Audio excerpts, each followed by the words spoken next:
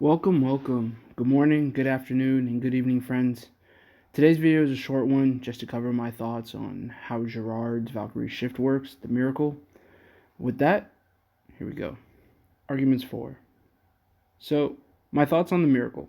It is a unique and powerful shrift, but I think it is a circumstantial shrift. I believe the miracle only works if the conditions of Gerard winning the fight seems like a miracle.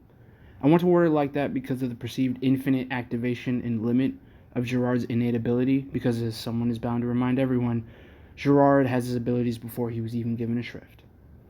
Firstly, Gerard, when fighting Uetsu, nearly dies when he is struck down by Sayafushi.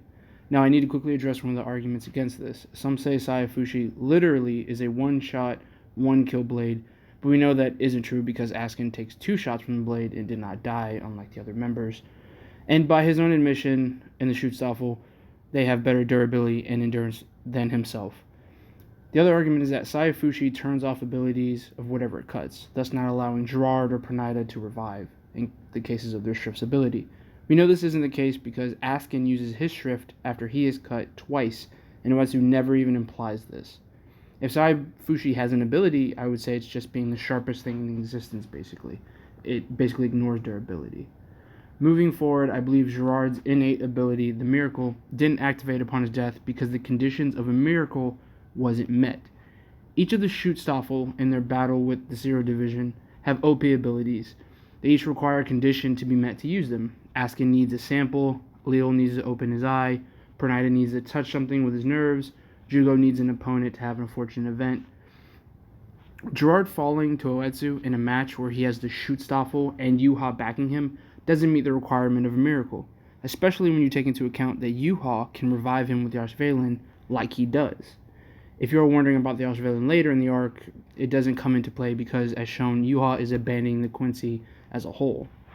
Later, however, we see it activate basically without limitation, but I have to note that the conditions of those situations were vastly different. When we see his shrift activate, he is fighting Byakuya, Shinji, Renji, Rukia, and Hinamori. That is counted 4 captain-level Shimigami with Bankai and a lieutenant.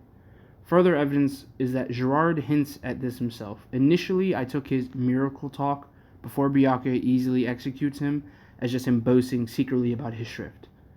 But I know he has but now I think he was genuinely explaining his shrift. He even says, "So what are you saying is, if I beat you, that would be a miracle." His smile in that panel isn't someone who is telling an inside joke. That is the smile of someone knowing he's about to win and has no poker face. Right after this, Gerard's ability continues to activate because he is effectively fighting half of the Gotei's powerhouses. Now, at one point, after he continues to get amped, you could argue Gerard becomes more powerful or just as powerful as his opponents, so the shrift shouldn't activate. But I argue with the addition of the Vizards, Toshiro, Kenpachi constantly joining the fight, I think his shrift started to snowball. It would continuously stack until the fight is over, because his battle basically becomes a gauntlet run, so the shrift permanently stayed on until his death at the hands of Yuha. Arguments against. Now, one of the biggest arguments I've seen so far to this doesn't actually include Gerard, it's Pernida.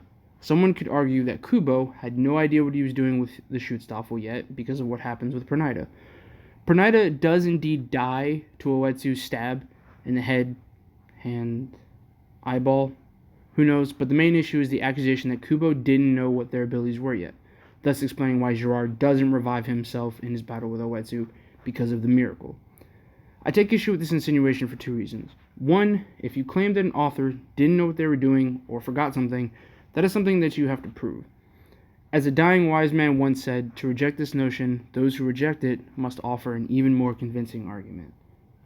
That's from Demon Slayer. My second issue is that Pernida actually used the compulsory before he was struck down by Nimaya in their fight. Kubo definitely knew what he was doing with the characters, especially since upon their introduction, they were presented with their shrifts. There is no evidence that Kubo did not know what their abilities were. Yet when Pernida and the others fought the Zero Division, I simply think that Pernida died from a direct fatal blow. Although his anatomy is weird, we know that Pernida's body does have anatomy and a certain physiology to it, proven in his fight with Mayuri. His ability to survive fatal blows increases once he starts assimilating things, like he does with Kenpachi and Kanjiki Ashisogi Jizo. So I think the reason he's able to survive fatal wounds later is simply for that reason, and his immortality. So that concludes this video. Thank you for watching. Please leave your 2 cents in the comments section, like and subscribe. Hope to see you soon, and stay happy. Bye.